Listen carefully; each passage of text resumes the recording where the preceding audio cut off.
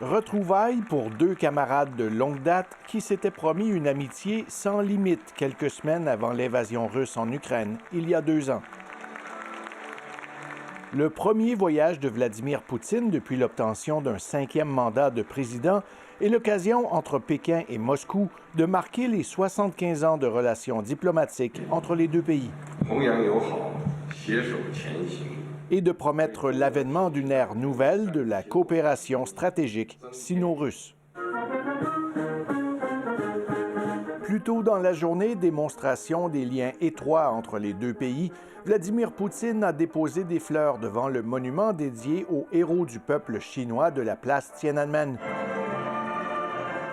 Moscou s'est tourné davantage vers Pékin depuis 2 ans en raison des sanctions imposées par l'Occident. Les liens commerciaux entre la Chine et la Russie ont atteint un sommet historique de 240 milliards de dollars l'an dernier. Une relation qui est un facteur de stabilité et de paix dans le monde, selon Vladimir Poutine.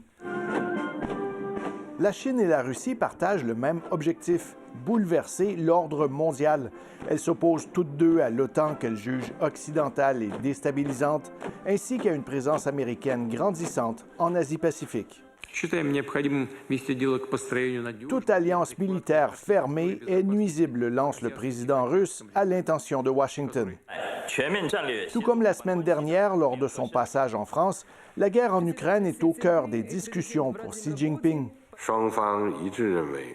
qui soutient son ami Vladimir Poutine et réclame une solution politique sans exiger pour autant le retrait des troupes russes.